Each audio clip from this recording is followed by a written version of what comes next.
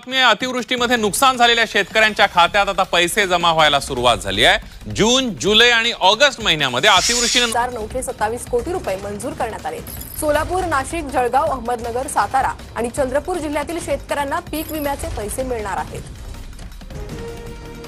राज्यभरातील शेतकऱ्यांसाठी आजच्या दिवसभराच्या महत्त्वाच्या सकाळच्या झटपट आणि ठळक बातम्या। मुख्यमंत्री देवेंद्र फडणवीस यांचा मतचोरीच्या आरोपावरून टोला। आदित्य यांनी महाराष्ट्राचा पप्पू बनू नये, मुख्यमंत्री देवेंद्र फडणवीस। बच्चू कडूंच्या नेतृत्वाखाली शेतकरी कर्जमाफीसाठी महाएल्गार मोर्चा, सीएम हाऊसवर हल्लाबोल। ठेकेदार तुपाशी तर कामगार उपाशी, राजकीय नेत्यांचे नातेवाईक बगल बच्चन बनले ठेकेदार। शहरातील 104 गुंडांची ओळख परेड तर गुन्हेगारांच्या हालचालीवर आता पोलिसांची करडी नजर। हंगामी निवडणुकीच्या पार्श्वभूमीवर पोलिसांची सतर्कता। जिल्ह्यामध्ये 35,000हून शेतकऱ्यांना मोफत वीज मिळणार तर 7.5 HP पर्यंत शेती पंपांना होतो याचा लाभ। ऊस दर आंदोलनामध्ये प्रश्नाची डोळ्यावर पट्टी तर मध्यस्थीची आवश्यकता। शेतकरी कारखान्याचे नुकसान टाळण्यासाठी गरज। वीज प्रश्नी महावितरण कार्यालयावर मोर्चा काढण्यात आला तर आमची वीज पुरवठा सुरळीत करा। संगमनेरमध्ये शेतकरी संतापात। राष्ट्रवादीच्या सुनीता भंगरे भाजपमध्ये दाखल।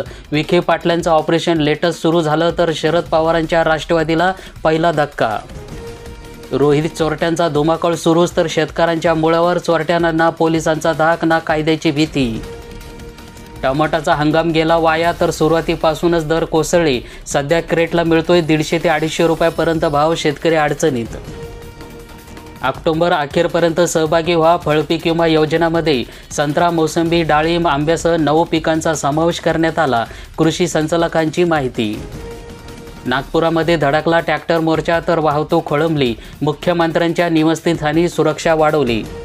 7/12 कोरा शेतकऱ्यांची कर्जमुक्ती, शेतीमालाला हमीभाव, दिव्यांगांना 6,000 रुपये महिना मानधन तसेच मेंढपाळ आणि मच्छीमारांच्या न्याय हक्कासाठी महाएल्गार आंदोलन निमित्ताने मंगळवारी सायंकाळी 5 वाजता माजी राज्यमंत्री बच्चू कडू यांच्या नेतृत्वाखाली ट्रॅक्टर मोर्चा नागपूरमध्ये दाखल झालेला आहे। शेकडो ट्रॅक्टरमुळे शहरातील मुख्य रस्त्यावर वाहतूक कोळंबली असून तर मुख्यमंत्री यांच्या निवासस्थानी सुरक्षा वाढवण्यात आलेली आहे। डॉक्टर संपदा मुंडेच्या मोबाईलमधून पुरावे डिलीट, कुटुंबाच्या आरोपामुळे खळबळ। आत्महत्येनंतर कोणी वापरला मोबाईल, पोलिसांपुढे नवीन आव्हान।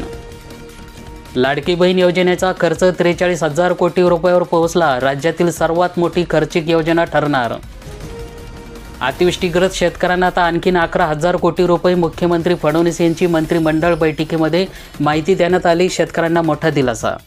राज्यातील अतिवृष्टीग्रस्त शेतकऱ्यांसाठी 32,000 कोटी रुपयांचं पॅकेज जाहीर करण्यात आले। त्यानुसार आतापर्यंत 40 लाख शेतकऱ्यांना 8,000 कोटी रुपयांचं अर्थसहाय्य वितरित करण्यात आलेलं असून आणखी 11,000 कोटी रुपये वितरित करण्यास मंत्रिमंडळ बैठकीमध्ये विशेष बाब म्हणून मान्यता देण्यात आली आहे। ही माहिती मुख्यमंत्री देवेंद्र फडणवीस यांनी मंगळवारी दिली। येत्या 15 दिवसांमध्ये शेतकऱ्यांच्या खात्यामध्ये हा निधी वर्ग होईल असे त्यांना स्पष्ट केले। मुख्यमंत्री फडणवीस म्हणाले, अतिवृष्टीग्रस्त शेतकऱ्यांच्या पाठीशी शासन खंबीरपणे उभा आहे। 8वं वेतन आयोगाला अखेर मुहूर्त मिळाला। आयोगाची स्थापना, अटी आणि शर्तींना केंद्राची मंजुरी। शेतमाल विकल्यानंतर पक्की पावती घ्या तरच अनुदानाचा लाभ मिळणार। बाजार समित्यामध्ये माल विकल्यानंतर मिळणारी पावती ठरते आता कायदेशीर। सोयाबीनची कमी भावामध्ये विक्री, व्यापाऱ्याकडून शेतकऱ्यांची लूट सुरू। 4,300 रुपये दर नाफेड केंद्र सुरू करण्याची शेतकऱ्यांनी केली मागणी। पावसामुळे सोयाबीनचं उत्पादन घटले, आता कपाशीवर रोगाचा प्रादुर्भाव। आडगाव खुर्द परिसरातील शेतकरी संकटात। सीसीआयच्या कापूस खरेदीकडे शेतकऱ्यांचं लक्ष। कापूस उत्पादक व्यापाऱ्यांच्या दारात कमी भावाने विकावा लागतो शेतकऱ्यांना कापूस। अकोट येथील यंदा पावसाने शेतकरी हातबल झालेला असून सोयाबीन हाताची गेली।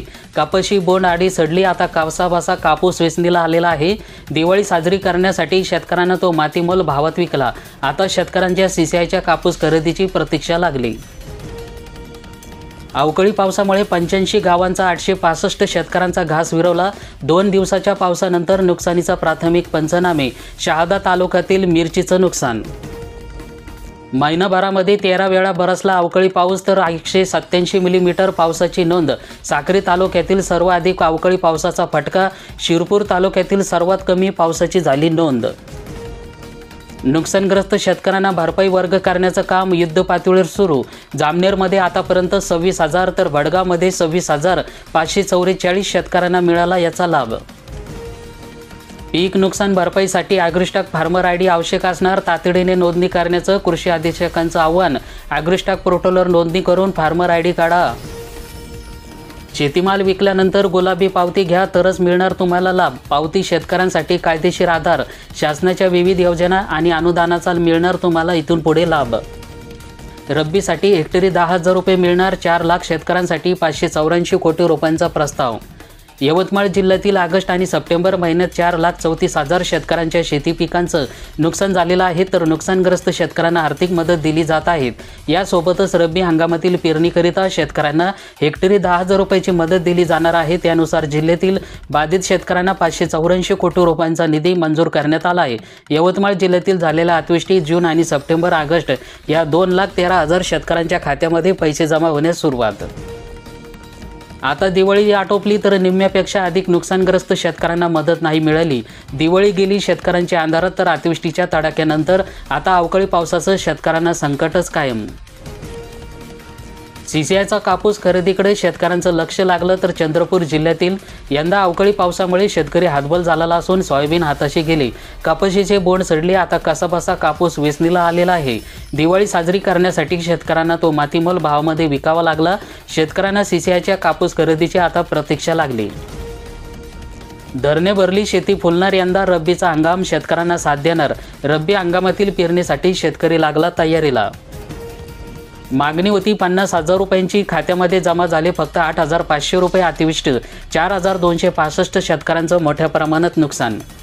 बल्लारपूर शेतकरी येथील अतिवृष्टी आणि पुराच्या तडाख्यात गेल्या ऑगस्ट आणि सप्टेंबरमध्ये बल्लारपूर तालुक्यातील पिकांचं प्रचंड नुकसान झाले. संकटात सापडलेल्या तालुक्यातील अतिवृष्टीग्रस्त शेतकऱ्यांना 4,265 शेतकऱ्यांना नुकसान भरपाईची मदत देण्यासाठी शासनामार्फत मदत निधी मंजूर करण्यात आलेली होती.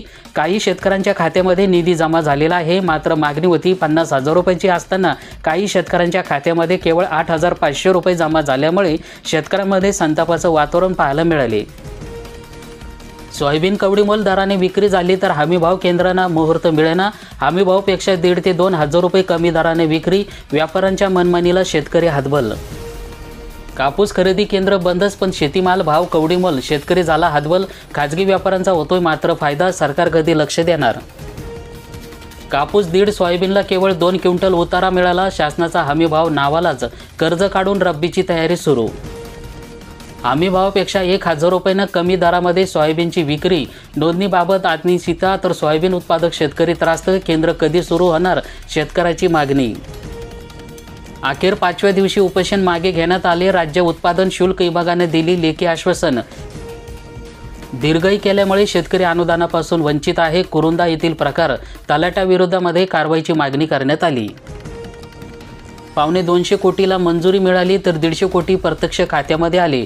शेतकऱ्यांना मोठा दिलासा मिळणार, तर अनेक शेतकऱ्यांच्या खात्यामध्ये दिवाळीमध्ये पैसे जमा न झाले, तर आता पैसे जमा होण्यास सुरुवात झाली.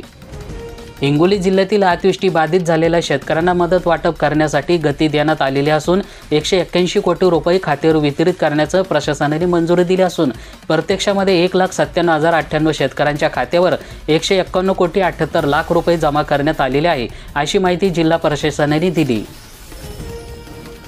कर्जमाफी शेतीमाल हमीभावासाठी उपराजधानीमध्ये शेतकऱ्यांचा यालगार. आज नागपूर बंद केलं तर उद्या भारत बंद करू. बच्चू कडू यांचा इशारा. मोर्चेकरांनी नागपूर केलं जाम.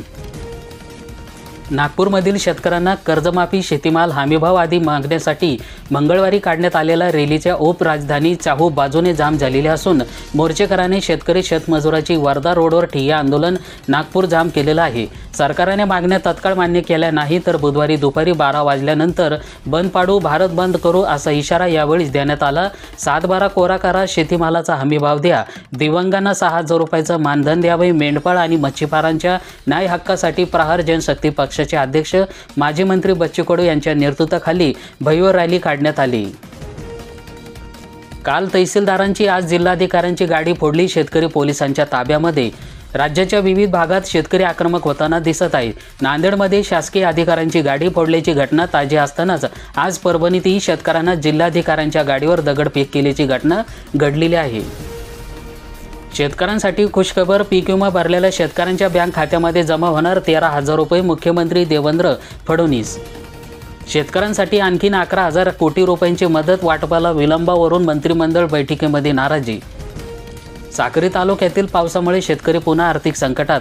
शासनाने सरसकट आर्थिक मदत करण्याची महाराष्ट्र राजा कांदा उत्पादक शेतकरी संघटनेची मागणी. आळेफाटा ऊस बाजार समित्यामध्ये कांद्याच्या दरात वाढ झाली, आवक घटली. पावसामुळे नव्या कांद्याची काढणी रखडली तर शेतकऱ्यांना दिलासा. अतिवृष्टीग्रस्त शेतकऱ्यांना 150 कोटी रुपये मंजूर करण्यात आले. जिल्ह्यामध्ये आतापर्यंत 68 कोटी रुपये वितरण करण्यात आले. ई-केवायसीमुळे निधी वितरण्यास अडचणी आल्या होत्या. ऊसाला 3,751 रुपये दर जाहीर करा, अन्यथा हंगाम होऊ देणार नाही. स्वाभिमानीचा दत्त इंडिया वसंतदादा कारखान्याला इशारा. संतप्त शेतकऱ्याने फोडली तहसीलदारांची गाडी. अतिवृष्टीचं अनुदान न मिळाल्यामुळे त्यांचा संताप अंगणावर आला. अतिवृष्टीच्या नुकसानीपोटी शेतकऱ्यांना मिळाले 150 कोटी रुपये. जिल्ह्यात आणि सानुग्रह अनुदान रकमेचं वाटप सुरू झालेलं असून कानापूर, आडापाटी, जत आणि तासगाव तालुक्यातील सर्वाधिक बाधित क्षेत्र. चांदवडला आमदार राहुल आहेर यांच्याकडून नुकसानीची पाहणी करण्यात आली.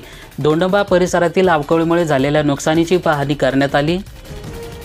अतिवृष्टीग्रस्त शेतकऱ्यांना 11,000 कोटी रुपयांचा वितरण्याचा निर्णय. मुख्यमंत्री फडणवीसांची मोठी माहिती. अतिवृष्टी आणि पूरग्रस्त शेतकऱ्यांसाठी 11,000 कोटी रुपयांचा वितरणाला मंत्रिमंडळ बैठकीमध्ये मान्यता देण्यात आलेली आहे. आतापर्यंत 8,000 कोटी रुपये वितरित केले असून 40 लाख शेतकऱ्यांच्या बँक खात्यामध्ये पैसे पोहोचलेले आहेत. आतापर्यंतचा निधी हा वेगवेगळ्या जिल्ह्यातील गेलेला आहे. त्याचं कारण जसे यादी आल्या तशी मान्यता देण्यात आलेला निर्णय घेण्यात आला, ते देखील आता मुख्यमंत्र्यांनी सांगितले. मुख्यमंत्री म्हणाले, मंत्रिमंडळ बैठकीमध्ये अतिवृष्टी आणि पूरग्रस्तांच्या निधीचा आढावा घेतला. तसंच अतिवृष्टी आणि पूरग्रस्तांसाठी 11,000 कोटी रुपयांच्या वितरणाला मंत्रिमंडळ बैठकीमध्ये मान्यता देण्यात आली.